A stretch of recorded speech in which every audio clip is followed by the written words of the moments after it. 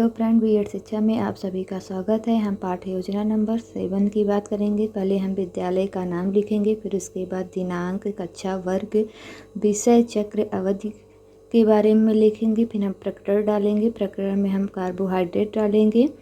फिर उसके बाद हम सामान्य उद्देश्य लिखेंगे। सामान्य उद्देश्य में हम सभी पॉइंटों को लिखेंगे, जिसमें पहला पॉइंट है छात्राओं में गृह विज्ञान विषय के प्रति रुचि उत्पन्न करना। सेकंड पॉइंट है हमारा छात्राओं को घरेलू कार्यों के प्रति प्रेरित करना। थर्ड पॉइंट है हमारा छात्राओं को स्वच्छता संबंधी जानकारियाँ प्रदान करना। और फोर्थ पॉइंट है हमारा छात्राओं को पोषक तत्वों की जानकारी कराना। फिफ्थ पॉइंट है हमारा छात्राओं को दैनिक जीवन में ग्रहण किए जा रहे भोजन की उपयोगिता बताना। तो ये हमारा उद्देश्य सामान्य उद्देश्य हो गया। फिर हम विशिष्ट उद्देश्य लेंगे। विशिष्ट उद्देश्यों में हम छात्राओं में पहला पॉइंट हमारा रहेगा छात्राओं को कार्बोहाइड्रेट विषय में ज्ञान प्रदान करना। सेकंड पॉइंट रहेगा छात्राएं कार्बोहाइड्रेट के विषय में जान सकेंगी तथा उसे परिभाषित कर पाएंगी। थर्ड पॉइंट हमारा रहेगा छात्राएं कार्बोहाइड्रेट के कार्यों का विश्लेषणात्मक अध्ययन कर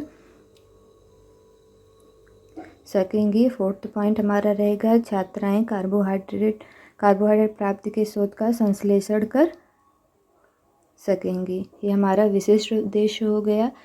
फिर उसके बाद सहायक सामग्री में हम लिखेंगे कक्षा उपयोगी सामग्री, जिसमें चाक, डस्टर, श्यामपट्ट आदि। फिर हमारा रहेगा पूर्व ज्ञान में हम लिखेंगे छात्राएं कुछ पोषक तत्वों के बारे में समान जानकारियाँ रखती हैं। फिर हमारा आ जाएगा प्रस्तावना प्रश्न में पहला हम डालेंगे छात्राध्यापिका क्रिया, छात्राध्यापिका क्रिया में बच्चों हमारे शरीर को चलाने के लिए किसकी आवश्यकता होती है।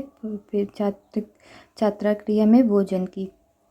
सेकंड पॉइंट रहेगा भोजन की आवश्यकता क्यों पड़ती है। भोजन शरीर को ऊर्जा एवं मजबूती प्रदान करता है। फिर उसके बाद थर्ड पॉइंट हमारा रहेगा यह ऊर्जा किस पोषक तत्व से प्राप्त होता है। तब बच्चे समस्यात्मक प्रश्न हो जाएगा तो बच्चे मौन हो जाएंगे। फिर उसके बाद उद्देश्य कथन जब समस्यात्मक प्रश्न आ जाएगा तब हम उद्देश्य कथन डालेंगे। तब बच्चों आज हम कार्बोहाइड्रेट के बारे में विस्तार पूर्वक अध्ययन करेंगे।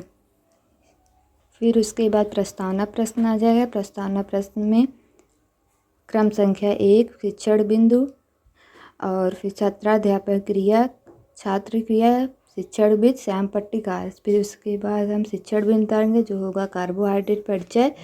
इसमें प्रथम प्रश्न होगा मानव को समस्त क्रियाओं हेतु बहुत आवश्यकता होती है किसकी। छात्राएं बताएंगी ऊर्जा की। उसमें शिक्षण विधि होगी, प्रश्नोत्तर विधि। दूसरा प्रश्न रहेगा ऊर्जा मुख्य रूप से किस पोषक तत्व से सबसे अधिक मात्रा में प्राप्त होता है। यह समस्यात्मक प्रश्न होगा। छात्राएं इस पे मौन हो जाएंगी। फिर इसको हम स्पष्टीकरण करेंगे। शारीरिक कार्यों को करने हेतु सबसे अधिक ऊर्जा कार्बोहाइड्रेट से ही प्राप्त होती है। कार्बोहाइड्रेट के अंतर्गत श्वेतसार एवं शर्करा 2 तत्व होते हैं। दोनों ही तत्व शरीर को ऊर्जा प्रदान करने वाले प्रमुख पोषक तत्व हैं। कार्बोहाइड्रेट प्राकृतिक वनस्पतियों से प्राप्त होता है। इसमें फिर उस छात्रा क्रिया में छात्राएं ध्यानपूर्वक सुनेंगी। शिक्षण विधि में व्याख्यान विधि होगी। दूसरा प्रश्न होगा कार्बोहाइड्रेट प्राप्ति के स्रोत। इस प्रश्न में अध्यापिका प्रश्न पूछेंगी कार्बोहाइड्रेट किन भोज्य तत्वों में उपस्थित होते हैं। छात्राएं सोचते हुए रहेंगी। और इसका स्पष्टीकरण कार्बोहाइड्रेट सभी प्रकार के अनाजों जैसे ज्वार, बाजरा, गेहूँ, चावल, मकाई आदि तथा इनसे बने उत्पादों से प्राप्त होता है। सभी दालों, मीठी फलों, कंद वाली सब्जियों जैसे आलू, शकरकंद, अरवी, शलजम, चीनी, गुड़ आदि इनसे प्राप्त होते हैं। व्याख्यान विधि में फिर इसके बाद ऐसे ग्राफ बनाएंगे कार्बोहाइड्रेट की प्राप्ति के जो साधन होंगे। इसको हम श्याम पट्टिकार में लिखेंगे। फिर दूसरा प्रश्न आ जाएगा, तीसरा प्रश्न कार्बोहाइड्रेट का कार्य, कार्बोहाइड्रेट कार्य बताइए। प्रश्न जब फिर इसमें छात्र क्रिया बताएं, छात्राएं बताएंगी। ऊर्जा प्रदान करता है। और दूसरा प्रश्न है ऊर्जा के अतिरिक्त कार्बोहाइड्रेट और कौन से कार्य करते हैं। समस्यात्मक प्रश्न हो जाएगा। प्रश्नोत्तर विधि। स्पष्टीकरण। कार्बोहाइड्रेट के निम्न कार्य हैं। छात्राएं ध्यानपूर्वक सुनेंगी और व्याख्यान करेंगे।